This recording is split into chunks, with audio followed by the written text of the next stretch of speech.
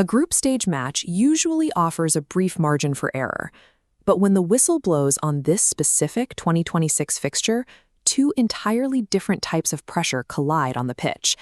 It has been 24 years since the Seleção last lifted the trophy. For Brazil, every tournament that ends without a sixth star adds compounding weight to a national psychological burden. They arrived desperate to reclaim their historical throne. On the opposing side stands a team that tore through the 2022 tournament in Qatar. Morocco has rapidly climbed the global ranks, proving their deep run to the semifinals was a permanent elevation in quality.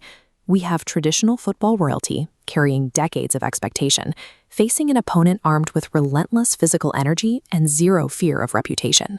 This 90-minute window determines if Brazil's traditional blueprint still works against a new generation of tactical discipline, or if the gap between football's established elite and its rising challengers has truly closed.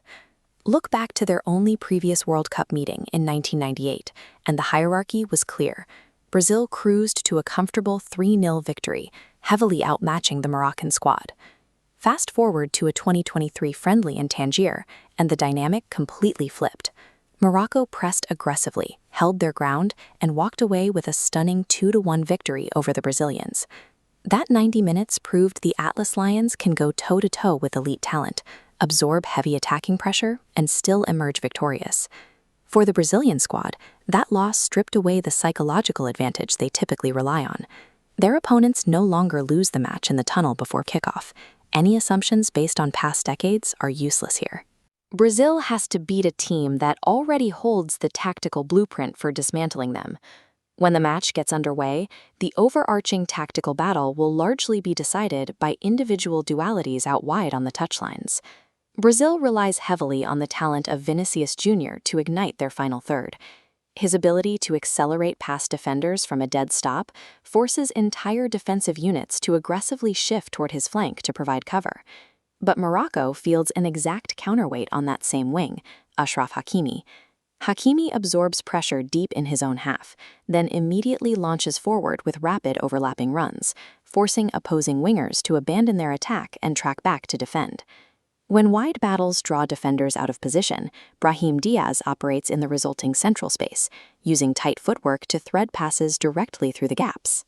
With so much elite speed and skill concentrated on the edges of the pitch, a single missed tackle or poorly timed run will instantly trigger a high-danger scoring chance. Beyond those individual sprints, we have two completely opposing systems clashing on the grass. Looking at this tactical map, we can see Brazil's setup. The yellow dots represent the Seleção holding possession high up the pitch, passing rapidly to maintain control. As they work the ball, notice how their wide forwards push all the way to the sidelines. They deliberately stretch the defense laterally to open physical running lanes. In response, the red dots of Morocco collapse into a highly disciplined, low defensive block. They keep their lines tight, absorbing the possession without leaving central gaps. Once Brazil commits too many players forward and eventually turns the ball over, Morocco springs the trap, sending a single forward sprinting into the empty opposing half. The final outcome of this clash hinges entirely on nerve. Either Brazil finds a way through the block before they get frustrated, or Morocco's defensive stamina cracks under 90 minutes of constant passing. When you evaluate the sheer volume of talent on the Brazilian bench, their on-paper advantages become clear. They have the tournament experience and the depth to swap world-class attackers late in the game without a drop in quality. Yet Morocco thrives precisely when they are out-resourced. They operate as a cohesive, highly organized unit, built specifically to drag heavy favorites into deep water. Expect the majority of this match to look like a grueling stalemate, with the Atlas Lions successfully neutralizing waves of yellow shirts at the penalty box edge. However, sustaining that level of intense defensive focus against fresh, elite substitutes is nearly impossible for a full 90 minutes. Eventually, the sheer volume of Brazil's attacking quality will pierce the lines. We are projecting a final scoreline of Brazil 2, Morocco 1. That single goal difference illustrates exactly where these two nations stand. Brazil holds the finishing power to win, but Morocco forces them to bleed for every inch.